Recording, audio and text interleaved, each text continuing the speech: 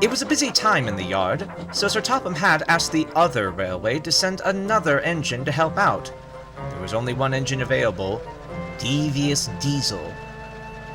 "You'd best behave," Percy told him sternly. "We don't have time for your tricks here, Diesel." Diesel smirked and ignored Percy. He had plenty of tricks in mind for his visit. As Thomas was waiting to take Annie and Clarabelle out, Diesel sidled up alongside. "Sir Topham Hatt says you have to wait, Thomas. You're not to run your train until the special crate arrives." Thomas was puzzled. He didn't know anything about a crate. What about the quarrymen? They'll be late for work. "Oh, but the crate is much more important, Thomas, and you can't let Sir Topham Hatt down, can you?" Reluctantly, Thomas agreed with him. He waited and waited, but no crate arrived. At last, Sir Topham Hatt arrived. "Thomas, why are you still here? The quarrymen are waiting to start work." "But Diesel told me I was to wait for a crate," Thomas protested. "I did not," said Diesel, feigning ignorance. "I was wondering why you were idling around here." Thomas was furious. He wanted to argue, but he remembered the quarrymen and hurried away at once to fetch them. Diesel slunk back to work, snickering to himself and planning his next trick. He found Gordon getting ready to take the express. "Don't rush, Gordon. The express can't leave until the special passenger arrives." Gordon was curious.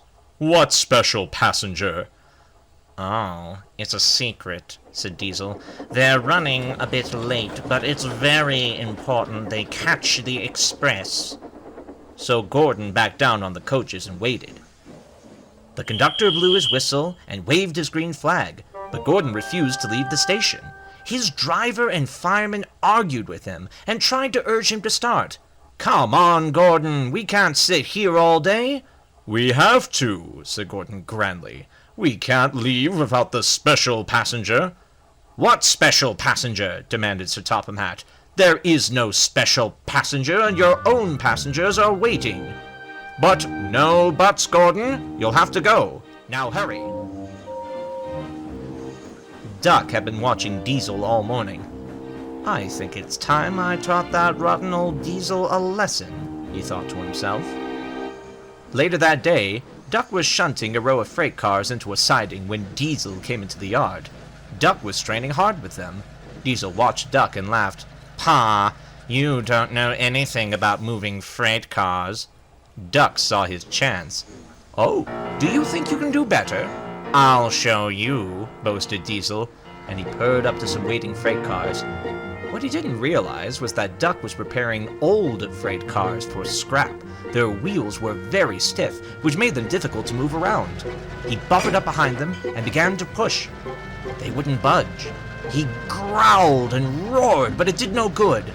"Move, you silly freight cars," he barked. Then he ran round in front and pulled as hard as he could, so hard that he shot forward. Diesel was so cross that he raced back and banged the freight cars angrily, but they still didn't move. He was preparing for another try when Sir Topham Hatt stormed over to him. "Be careful, Diesel. You can't be so rough with the freight cars when they need repair." "I told him that, sir," Duck called, "but you know Diesel. He won't listen." Diesel spluttered. "Duck," Sir Topham Hatt replied, "please show Diesel how it should be done." Duck buffered up gently to the freight cars and pushed them slowly and gently into place, whilst Diesel was made to stand sulkily and watch. That night, Duck told the other engines what had happened. Thomas and Gordon were very pleased. "I wish I'd been there to see it," laughed Gordon. "Serves him right," put in Thomas. "I bet Diesel doesn't think tricks are so funny now."